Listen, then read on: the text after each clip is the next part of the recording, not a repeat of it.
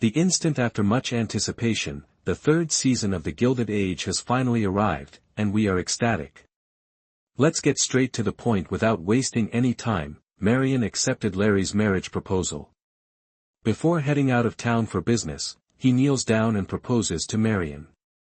We've been craving a genuine romance since season 3.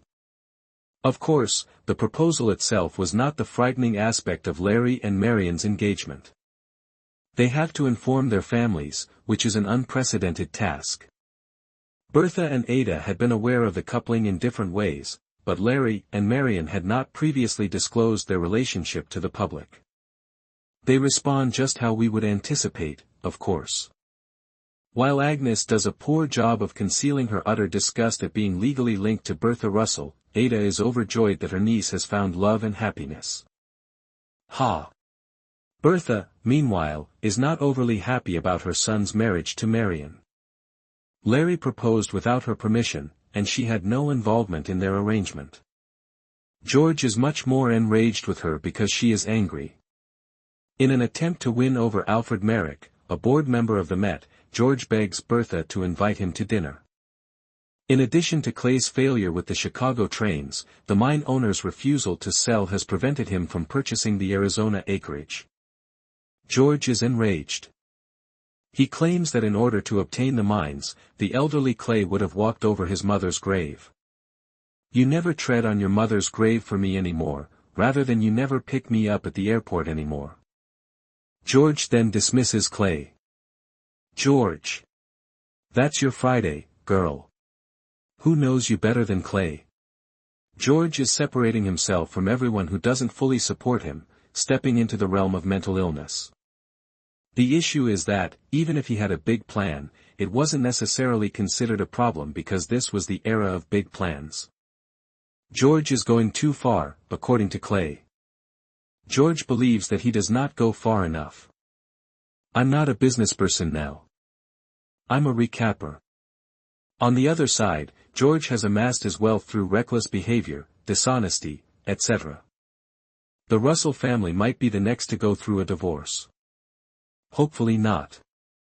These two are too famous.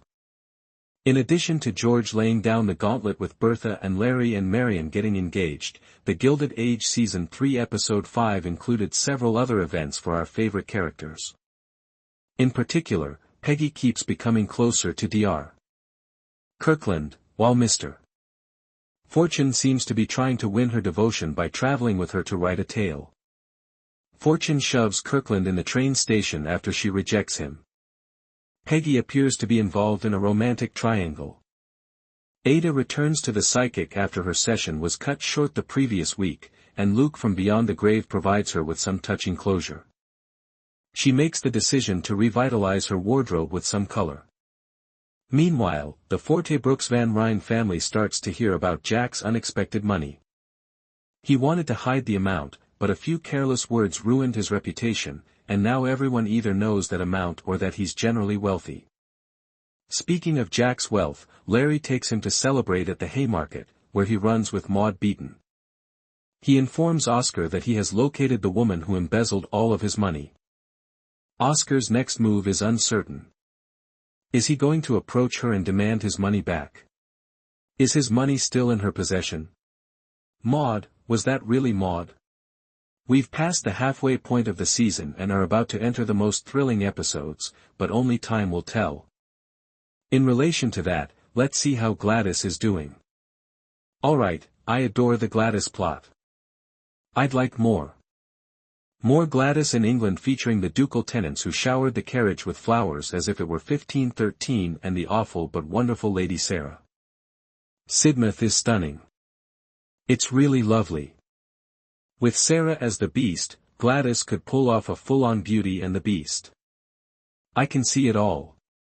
They keep running into each other in the library after Sarah reluctantly admits that she assumes Gladys can use it if she wants to. They make out one day after much tension and book debate. Gladys then says, "But we mustn't." "No, this works out because I'm ace and didn't want to do any of this in the first place," Hector responds.